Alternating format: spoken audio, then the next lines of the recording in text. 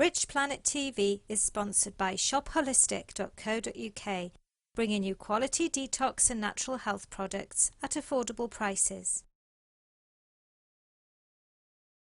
Welcome back. I'm talking to John Hanson about his series of books on UFOs entitled Haunted Skies, and we're up to 1967, and you were going to introduce the first case for us, John. I was.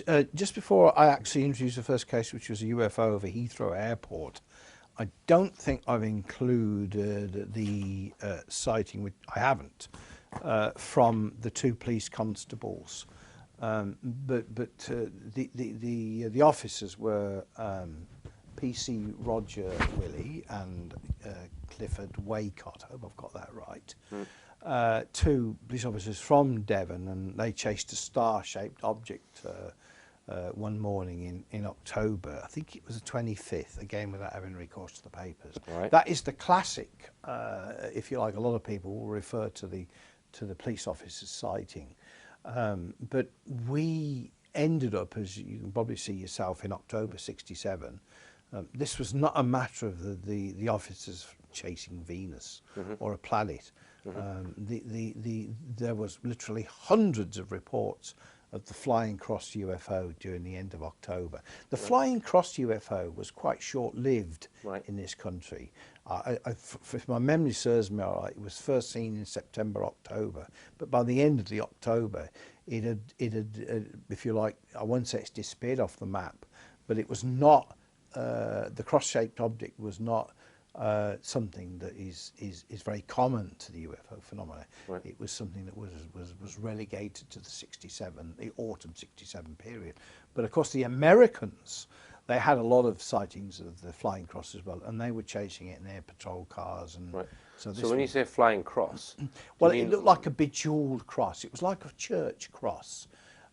in which orientation would it move? It would be well, it was like an aeroplane with a cross no, like it was that, moving as a cross. So it was like this. Yeah, that was just how it was like moving. Yeah, a flying cross covered in lights. Bizarre. Yeah, it was observed all over the country. And how many lights? What, just what, well, it was covered at the extremities, no, it was or covered? lights on the extremities. Yeah, Right. Yeah. But also like, along the.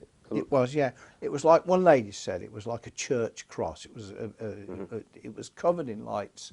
And there's no mistake, and many people, another characteristic of not only the flying cross behaviour, but UFO behaviour, is the amount of times people have told me that they have seen what looks like a piece of angle iron. Part of the craft looks like an angle iron. The times people have said it to me, that's really, really quite strange. So, or, you know, like a beam. Or like a piece of iron. A girder. Exactly, that's the word I should have used. Right. Like a girder. Right. The amount of people that said to me, so yeah, I'd forgotten the So did anyone manage to photograph the cross? No. Okay. But lots of people have described it in a similar fashion. They have, yeah. Anyway, another man that we spoke to was John Percy Thomas Grieg. And he was employed as a chief steward with British Airways, and he's a very clever man. He was a member of Mensa, and later he was employed by the diplomatic services. Well, on the 20th of April '67, he was travelling back to Heathrow, having been to Glasgow at 2 p.m. on a crew bus with a junior steward and air stewardess. So he says, we drove through the tunnel on the runway 28R on the north side of the airport, heading towards the catering base. We then turned left out of the tunnel and began to drive up to ground level when the steward in front of me said, "Hey, what is that?" I looked up expecting to see an aircraft, but was astonished to see a dull aluminium coloured object motionless in the sky over Ashford, Middlesex. So somebody suggested to him that it might have been a Boeing 707. However, he rejected this as an explanation, as there was no wings or the black smoke, which he said was a characteristic trait of the early 707s. And he said it was still there, prominent in the night sky as aircraft flew in and out of the airport. Suddenly it tilted in the sky and it was now looking like Saturn with a ring around it, and promptly vanished. When he contacted the control tower asking for further information, they denied having seen it. Anyway, he says that a few days later, I happened to go to my mother-in-law's house in Hanworth. I was talking about what I'd seen with her uncle Richard. He was a colonel at the Woomera rocket range in Australia, attached to the Australian Air Force. He was on holiday in England. After some conversation, he went upstairs and brought a book down showing photographs of UFOs seen in Australia. It contained an identical object as I had seen at the airport a few days ago. I asked him what they were. He replied, "Nobody knows what these things are, but that type of UFO has been seen many times in Australia. We have often sent jet fighters up, but never been able to catch them." So, yeah. Okay. And you would imagine that if it's above an airport, it's one of the most monitored pieces of airspace. Well, you would imagine so, but we said earlier today about sightings of UFOs over aircraft, Heathrow, Gatwick. Something I've come across many times. And there was the famous O'Hare Airport going abroad now in the States, which hovered above the airport and then cut a hole in the clouds as it departed vertically upwards. Yeah. I mean, something that puzzles me is,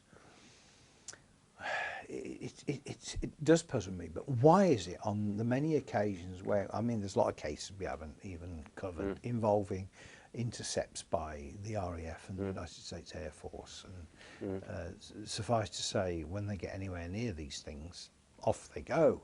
Yeah. So why do they?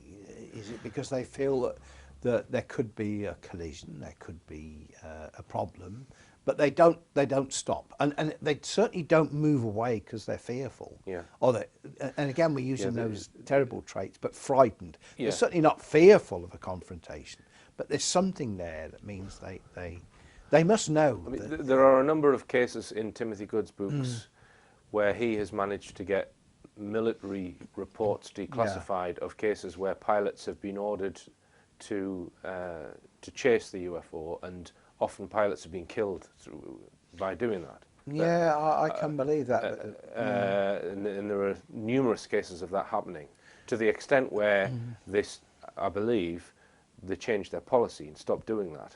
Yeah. A bit like chasing police cars, chasing stolen cars. And I think this happened over Washington, D.C. in the 1950s, when pilots were being sent out every night to chase these UFOs, right, and they just eventually they said, well, why bother getting in our planes? They're out manoeuvring us. And we've got the Milton Torres case. I was just going to say about Milton, because we spoke to him about his sighting. And so you interviewed him for your book? Yeah, I did. Right, and there's also a fascinating letter from Frank Marshall from Weymouth gave us. Frank went to see Frank, and he's a really sweet man. He gave us a lot of stuff, including bits that had been nibbled by the mice over the years in the bedroom. But some of the reports were really interesting, and there was a letter. Unfortunately, it wasn't.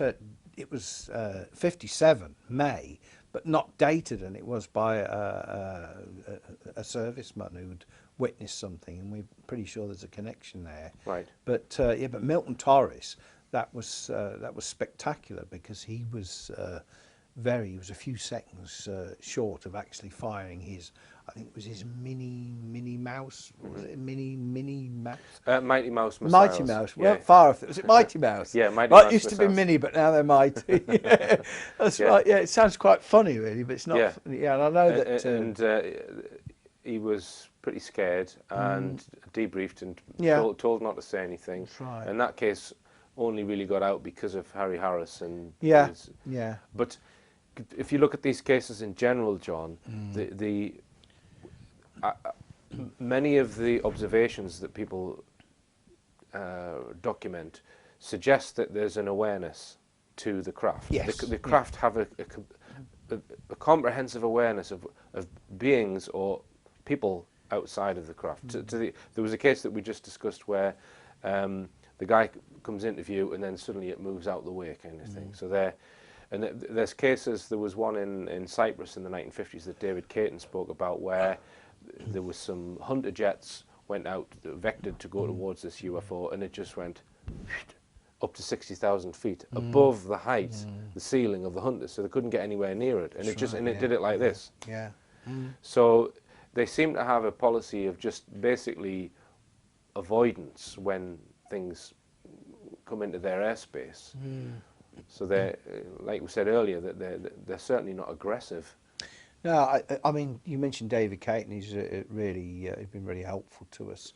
I'm itching to get into some of the reports and reinvestigate the ones towards I think it was towards the 80s, where there was some really, I mean, I can't praise him enough.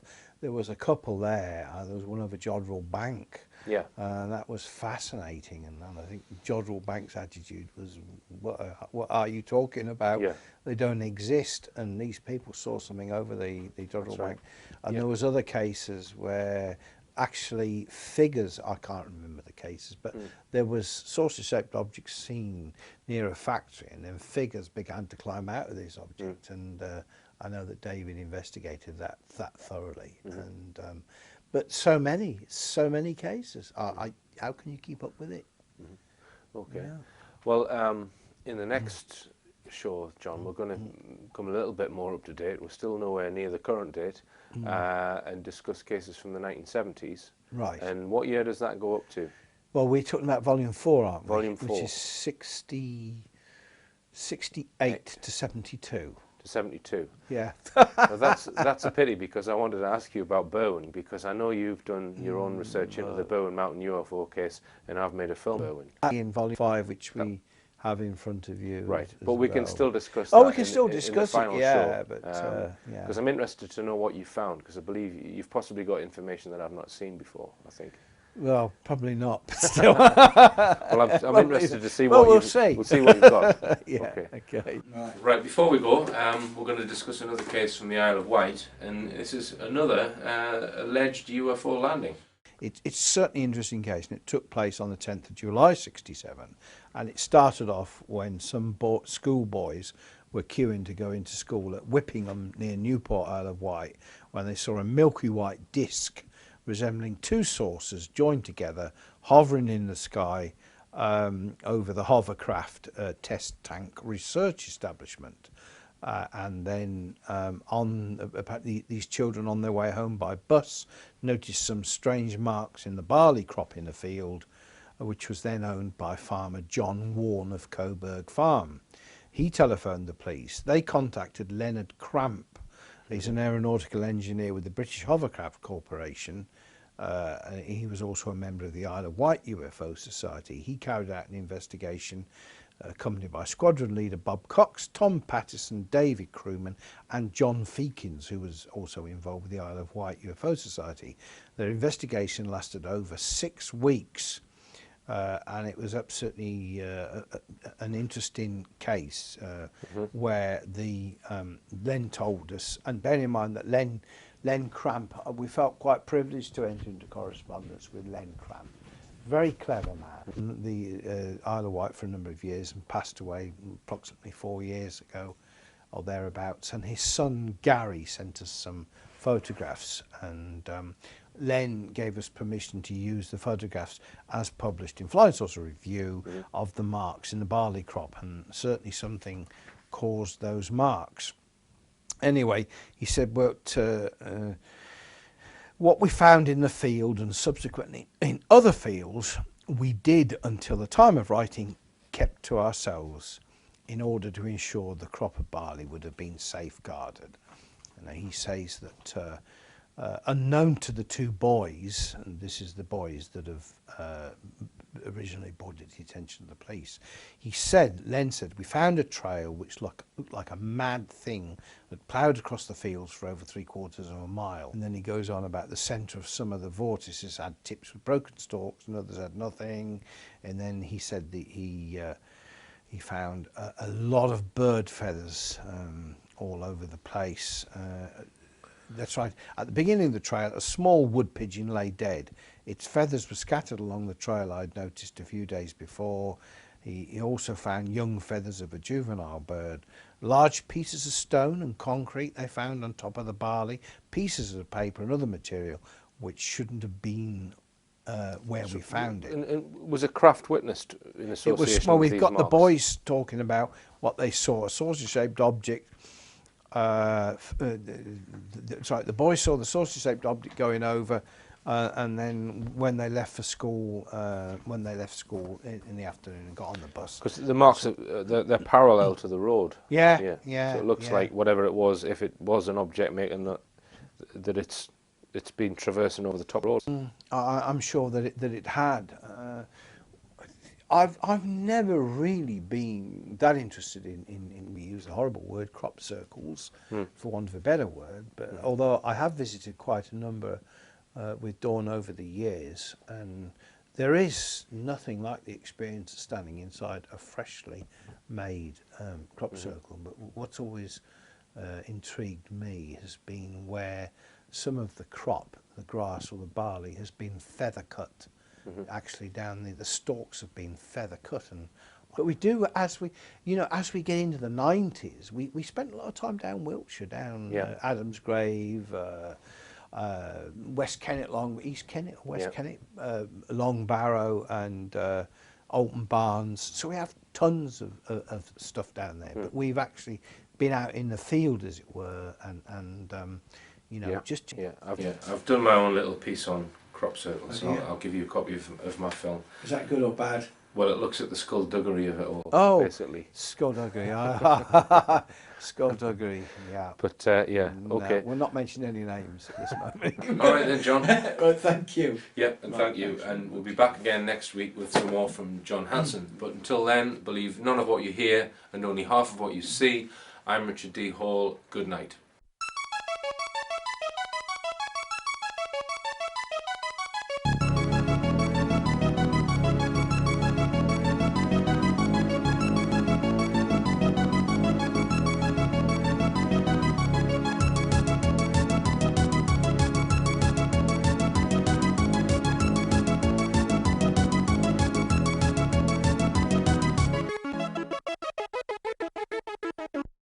Richplanet TV is sponsored by shopholistic.co.uk, bringing you quality detox and natural health products at affordable prices.